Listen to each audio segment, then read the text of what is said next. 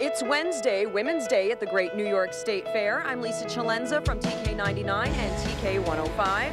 And today on Bridge Street, how women's health organizations are working together here at the fair, how the guys at Orange County Choppers are helping the Make-A-Wish Foundation, and how Bandoloni makes beautiful music all by himself. That's all coming up today on Bridge Street, live at the Great New York State Fair.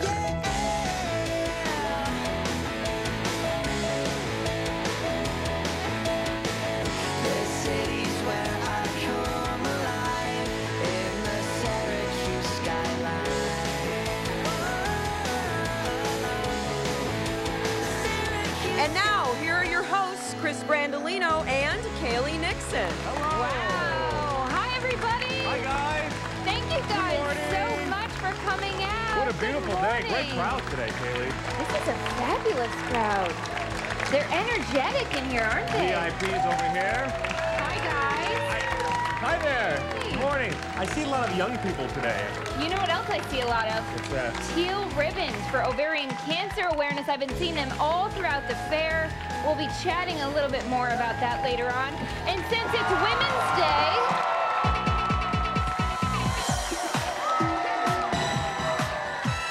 what a great time we are having here at the Great New York State Fair. We are live from Chevy Corps, and it's Women's Day, so we thought it would be appropriate to bring two of our favorite ladies here, both from wonderful charities here in Central New York. We have Kate Flannery from Komen for the Cure, and we have Frieda Weeks from Hope for Heather. Good morning, ladies. Good morning. Now, I hear you have a new collaboration. Tell us all about it.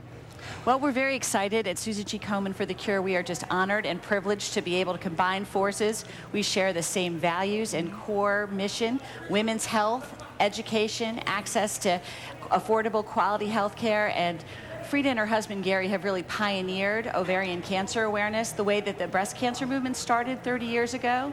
And they're phenomenal, and they do this in memory and love of their daughter, Heather. And we're just happy to collaborate and share resources and volunteers and really get our messaging out together. Absolutely. So you're with Hope for Heather, of course, Frieda. Kate, you're with Komen for the Cure. Yes. So you guys are kind of partnered up. You ladies have partnered up, I should say. Talk about, Kate, why you decided to break down the barriers sometimes that can be amongst organizations. You're all raising money, but sometimes there can be some rivalries. Talk more about that. Well, we've been friends and advocates together for the last 4 years. We've never felt those competitions over women's body parts. We want women's health. We want cancer-free women. So it's been very natural. We've just formalized it a little bit in the last year. I've been so impressed by the work that they've done that it's really been a great opportunity for us to share our messaging, because it's the same for us. The values are the same, and they've done such an incredible, they have absolutely refused to let our community be silent and not be aware of ovarian cancer and its risks. And it's in the, I think there's so much more to do, and the partnership can only take that messaging forward. I know that Frieda has their Hope for Heather. I'll let you tell about the race coming up. Well, we have our walk in September 23rd at the Inner Harbor, and you will see Susan G. Komen there doing education. At the Race for the Cure in May, my husband was in the survivor tent.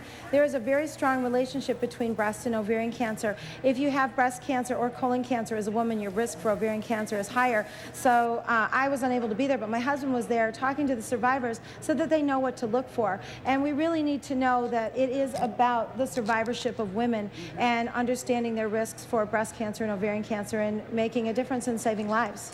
We're looking at video now from the Hope for Heather race last year.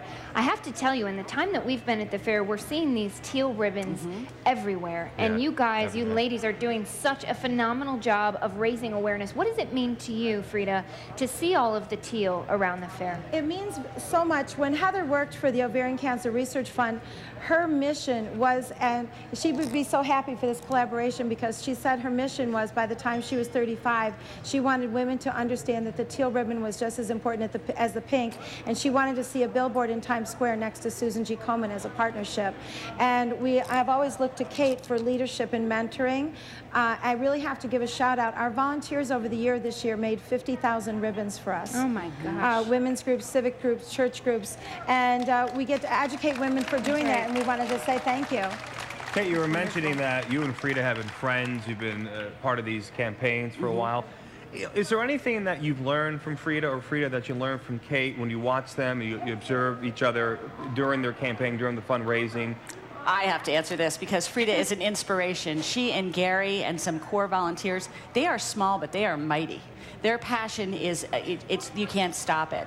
They just don't rest. I've been so impressed. It's such a privilege when you find that grassroots community partner that you can work with and have she has such integrity in her work, and she comes from a place of yes. She wants to help survivors. She wants to help patients. She wants to educate. It's just a gift. It's been a gift, I know, in my life to be able to get more familiar, have a friendship and this collaboration professionally. Well, you both are an inspiration to us. We are so happy that you shared a little time with us on Bridge Street today. Please let all of our friends at home know where you guys are located at the fair, and also let us know the symptoms that we need to be looking out for. For ovarian cancer, the symptoms are very vague. My husband thinks he has them every day, and of course he can't. It's bloating, it's abdominal pain, difficulty eating, feeling full quickly, difficulty going to the bathroom. Very generic. Often ovarian cancer is the most misdiagnosed cancer among women. When we were in DC, there were about 150 survivors at a conference we were at, and as they called out different diseases, each survivor stood up as what they were diagnosed with instead of ovarian cancer. So women need to be proactive and just tell their doctor, as Dr. Oz says, prove to me I don't have this disease. Absolutely. And real quick, you guys are located, you ladies are located? We're located in the Health Building, the Time Warner Building. We have booths beside each other, and I'm going to ask people to do what I'm doing personally and professionally. Sign up for the Teal Ribbon Walk and Run. My husband, my child, and I will be there. Our organizations will be there with volunteers. Please go online and register for the Hope for Heather Teal Run. We really love to have you there. Great Thanks, message. ladies. Thank you both very, very much. Thank you for everything. That's right. All right, coming up next on Bridge Street, legal lessons. Yes, A we are contest. pairing up with some friends in the audience. We'll see who wins after the break.